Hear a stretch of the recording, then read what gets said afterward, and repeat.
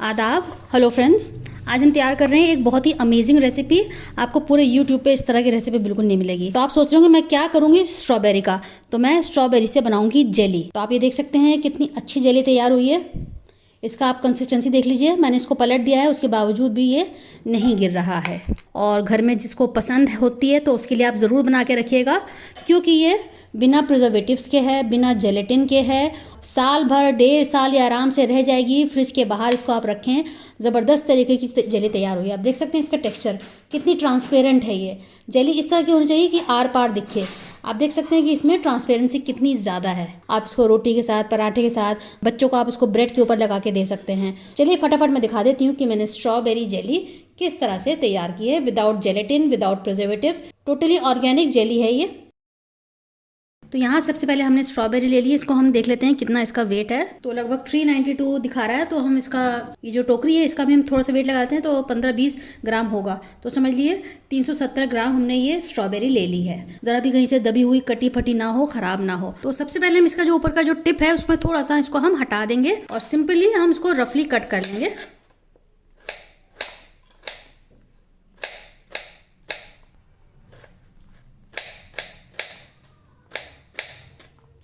यहाँ पे हमने सारी कटिंग कर ली है। अब इसको हम कुक करेंगे। यहाँ हमने एक पैन ले लिया है और स्ट्रॉबेरी हम इसमें डाल देते हैं। इसमें हम पानी डालेंगे, इतना डालना है कि ये डूब जाए। तो लगभग इसमें हमने आधा लीटर पानी डाला है, हाफ लीटर। यहाँ मैंने इंडक्शन ऑन कर दिया है। अब इसको हम 15 से 20 मिनट कुक करेंगे, लो फ्लेम पे बिल्कुल, और बीच बीच में इसको हम चलाते रहेंगे। देख सकते हैं कि 15 मिनट हो चुका है।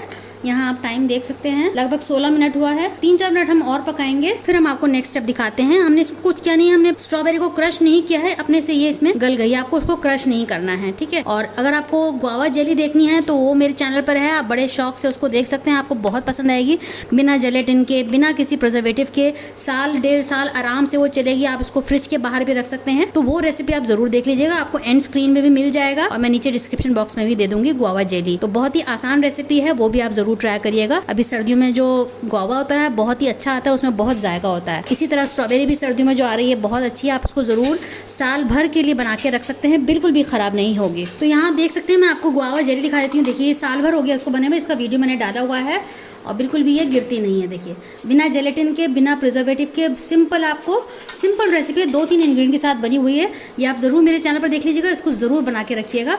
जिनको बच्चों को बहुत पसंद होती है, अगर बड़ों को बहुत पसंद आती है जेली, तो आप ज़रूर इसको तैयार करिएगा मेरे तरीके से। आपको ऐसी रेसिपी पूरे यूट्यूब चैनल पर कोई भी नहीं मिलेगी। और यहाँ बातों बातों में हमारा ये बिल्कुल कुक हो चुका है। अब मैं ऑफ कर रही हूँ और इसको हम थोड़ी देर के लिए 2-3 मिनट के लिए इसको छोड़ देते हैं। जब ये थोड़ा सा ठंडा हो जाएगा तो इसको हम छानेंगे। अब यहाँ हमने एक छन्नी ले ली है, सीव, इसमें हम छान लेंगे।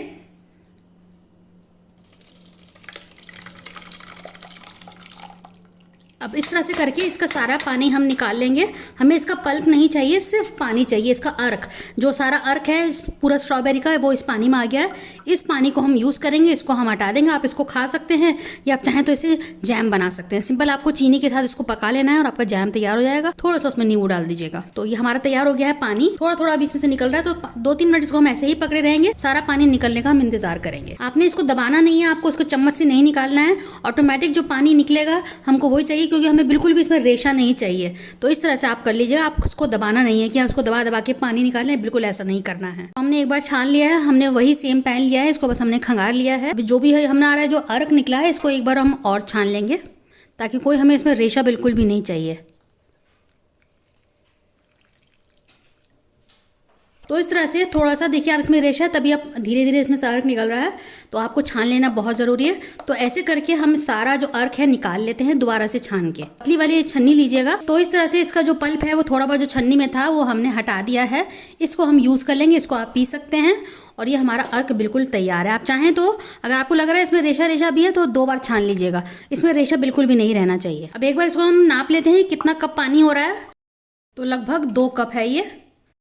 तो वापस हम इसी में डाल देते हैं, क्योंकि हमें मेजर करना था, हमको इसी में कुक करना है, तो हम इसी में डाल देते हैं। तो इसको हमने कुक करने के लिए रख दिया है। जितना इसका पानी निकला है, 2 कप निकला है, तो 2 कप ही हम चीनी डालेंगे। तो 1 कप।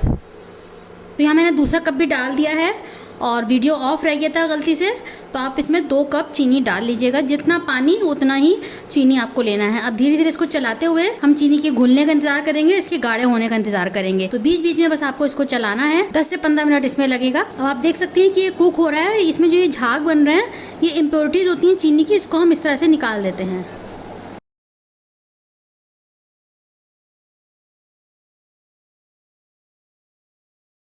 तो बीच बीच में आपको इस तरह से कर देना होगा कि थोड़ी देर और पकेगा, फिर दोबारा से इम्प्योरिटीज ऊपर आएंगी। तो 2-3 बार आपको ये प्रोसीजर करना रहेगा। अब दोबारा से इसको हम कर रहे हैं साफ। देखिए किनारे से फिर थोड़ा थोड़ा आ गया है,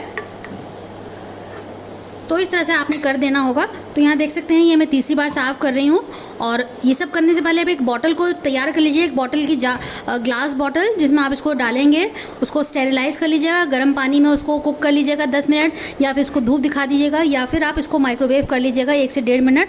तो आपकी जो बॉटल है स्टेरिलाइज हो जाएगी। आप तो वो आप ज़रूर पहले से करके रखिएगा, क्योंकि जैसे ही ये पकेगा हम उसको बॉटल की जार में ट्रांसफ़र कर देंगे। एक तरफ ये पक रहा है, एक तरफ हमने अपनी बॉटल को स्टेरिलाइज़ कर लिया है और उसके बाद इसको बिल्कुल सुखा लिया है। बिल्कुल सूखी होनी चाहिए, इसमें पानी बिल्कुल नहीं होना चाहिए। आप 1 से 2 मिनट के लिए इसको माइक्रोवेव कर लीजिएगा। तो आप देख सकते हैं कि ये इस तरह से उबल रहा है।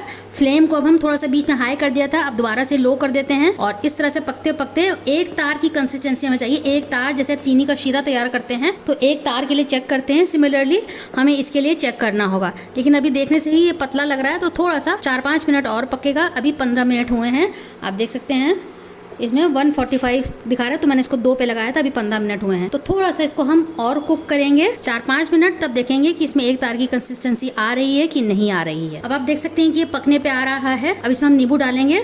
इसको भी मैंने छान लिया है, कोई इसमें रेशा, कोई इसमें बीज नहीं होना। 2 टीस्पून डालेंगे। जितना पानी था उतना ही इसमें हम डालेंगे। तो इसमें हमने 2 टीस्पून डाल दिया है। अब ये हल्का हल्का ये गाढ़ा हो रहा है। अब ये कंसिस्टेंसी एक तार वाली आने लगी है। जो इसमें हमने नींबू डाला है, आप एक बार चेक कर लीजिएगा, इस वक्त चख सकते हैं। अगर आपको लगे कि मिठास ज़्यादा है तो आप नींबू थोड़ा सा और डाल दीजिएगा, 3 टीस्पून डाल दीजिएगा। नींबू हम इसलिए डालते हैं, पहले तो चीनी को जो स्वाद है उसको बैलेंस करने के लिए, उसकी मिठास को। दूसरा, कुछ दिनों रखे रहने के बाद ये क्रिस्टलाइज होने लगती है, चीनी बनने लगती है इसमें। तो नींबू क्या करता है, उसको क्रिस्टलाइज होने नहीं देता है, मतलब चीनी नहीं बनने देता है। इस तरीके से आप इसको 1 साल, 1.5 साल, 2 साल आराम से रख सकते हैं, बिल्कुल अच्छे तरीके से। ये आप इसको फ्रिज के बाहर भी रख सकते हैं, फ्रिज में ज़रूरत ही नहीं है रखने की। बहुत बढ़िया तरीके से आपकी जेली तैयार हो जाएगी। आप इसको यूज़ कर सकते हैं ब्रेड में, पराठे के साथ, रोटी के साथ। इस तरह से आप बच्चों को दे सकते हैं, कोई भी इसको खा सकता है। बहुत ज़बरदस्त बनती है ये, एक बार ज़रूर ट्राई करिएगा सर्दियों में, क्योंकि अभी स्ट्रॉबेरी सस्ती भी आ रही है। आप इसको बना के साल भर के लिए रख सकते हैं। अब हम आपको बताते हैं कि किस तरह से चेक किया जाए कि जेली की वो कंसिस्टेंसी आ गई है। तो हम एक बोल में हमने पानी लिया है, थोड़ा सा ड्रॉप इसमें हम डाल देंगे और कुछ सेकंड्स के लिए हम ऐसे ही छोड़ देंगे। फिर मैं आपको दिखाती हूँ इसकी जेली की कंसिस्टेंसी। ये आप देखें, अब मैं इसको निकालती हूँ। पूरा ये उठ के ऐसे हाथ में पूरा आ जाएगा। ये देखिए, इस तरह से अगर पूरा हाथ में आ जा रहा है, इसका मतलब ये तैयार है। अब हम गैस को ऑफ कर देते हैं। देखिए, इस तरह की जेली की कंसिस्टेंसी होनी चाहिए, बिल्कुल इस तरह का आपको टेस्ट करना है। तो यहाँ हमने ठंडा करने के लिए छोड़ दिया है। बस आप आके देख रहे हैं कि मैं क्या तैयार कर रही हूँ। यहाँ पे जो है जेली तैयार हो चुकी है। हाँ, हमने अपनी स्टेरिलाइज बॉटल ले ली है और देखिए गाढ़ा होने वाला है। तो बस हमने इसको 10 मिनट रखा है और इसको हम इसमें पलटते जाएंगे।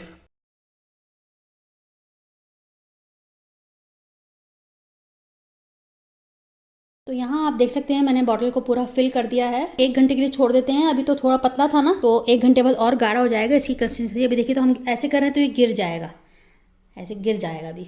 लेकिन ठंडा होने पे ये जम जाएगा और अच्छी सी ये जेली तैयार हो जाएगी। तो थोड़ी देर के लिए, आधा से 1 घंटा के लिए इसको हम रखते हैं, फिर हम आपको दिखाते हैं। तो आप देख सकते हैं कि 15 ही 20 मिनट हुए हैं। अभी तक ये गर्म ही है, लेकिन ये सेट हो चुका है। देखिए, अब मैं आपको इसको पलट कर दिखा रही हूँ।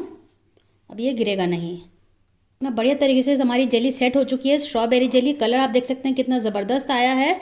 और एक ये बॉटल हुई है और थोड़ा सा दूसरी बॉटल में आया है। बॉटल में 1/4 ही आया है। तो इतना हमने 370 ग्राम स्ट्रॉबेरी में इतना जेली तैयार कर लिया है। शेयर कीजिएगा इस रेसिपी को अपने दोस्तों के साथ, अजीज़ों के साथ। हमें आपके फीडबैक का इंतजार रहता है। उनको पढ़ना बहुत अच्छा लगता है, उनको जवाब देना बहुत अच्छा लगता है। तो बनाइएगा ज़रूर आप, हमारे तरीके से आपको बहुत पसंद आएगी। तो आप ये सोच रहे होंगे तो बहुत ज़्यादा इसमें चीनी लगती है, लेकिन चीनी बेशक इसमें लगती है, लेकिन इसको हम रोज़ रोज़ नहीं खाते हैं, कभी कभी खाया जाता है। और कितना खाएंगे, हद से हद 1/2 टीस्पून। देखिए, 1/2 टीस्पून है, हद से हद हम इतना लेंगे। उसको पराठे के साथ थोड़ा थोड़ा लेके खाएंगे, जैसे गुड़ खाते हैं सेम उसी तरीके से हम इसको खाएंगे। इसमें बहुत ही ज़्यादा जायका होता है, स्ट्रॉबेरी का बहुत ज़बरदस्त इसमें फ्लेवर आ रहा है। चलिए, तो अगली बार मिलते हैं किसी नई रेसिपी के साथ। तब के लिए शुक्रिया। देखते रहिए शैलास दस्तरखान।